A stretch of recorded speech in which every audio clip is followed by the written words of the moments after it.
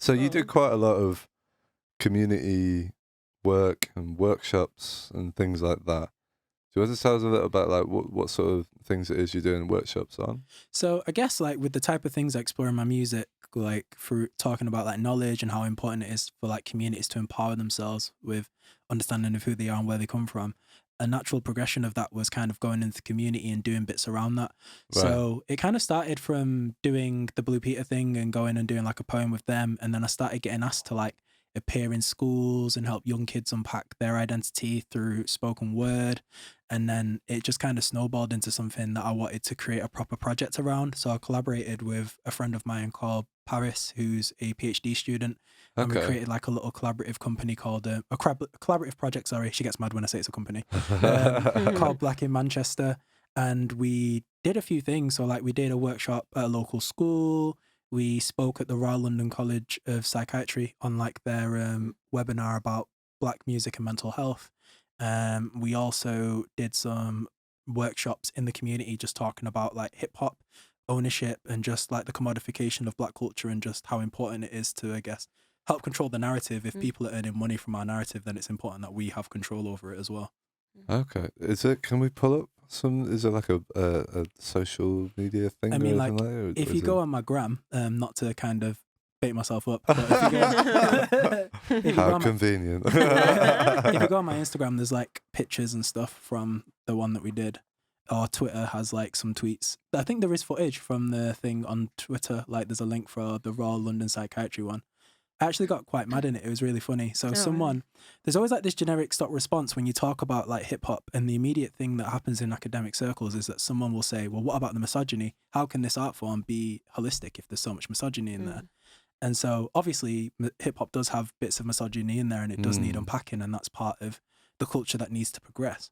But it also seems really jarring to me because then you're disregarding the complete other side of that, where you've got like your Akalas, your Low Keys, your Talib Kweli's, who are actually saying a lot and trying to do like things on a greater level than what I can.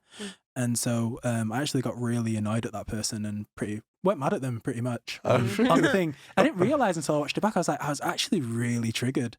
Right. And I think it was just like, because, you know, there's research that's been done on like rock music videos. There was one study that did a comparative analysis of rock music videos in the early 90s. And they found that 57% of the rock music videos portrayed women in a subservient role to men. And I think it was something like 12% of those videos actually depicted violence against women, but no one ever talks about rock music in that way. So I'm like, if we're going to have this discourse, it's a music culture issue. It's not just something that's specific to hip hop culture, though it is a part of it. That would make sense. Yeah, man. I'll get off my soapbox now. No, please stay on your soapbox. This is good, man.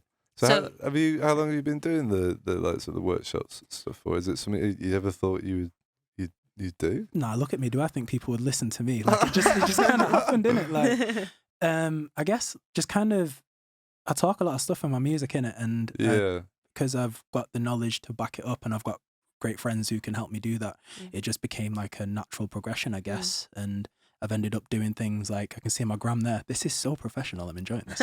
Like, here on my gram. Like, you've got like the Sky News thing. I was on a panel for them. And there's like the BBC thing as well. So like, it's just about, I guess, like using my voice to kind of encourage more conversation around these issues. Definitely, man. That was something, when I first came across you, because I listened to like the Kingdom EP. I was like, this is fucking sweet. And I went on your gram. I was just like looking at all the like community works and stuff you do. I was like, this guy's got a bit of something about him. You know what I mean? So I think it's cool, man, that you do all this stuff. Thank you for listening. Be sure to subscribe to the podcast to catch up on new episodes every week.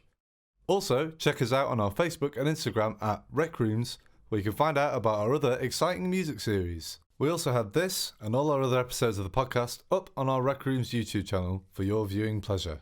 See you next time.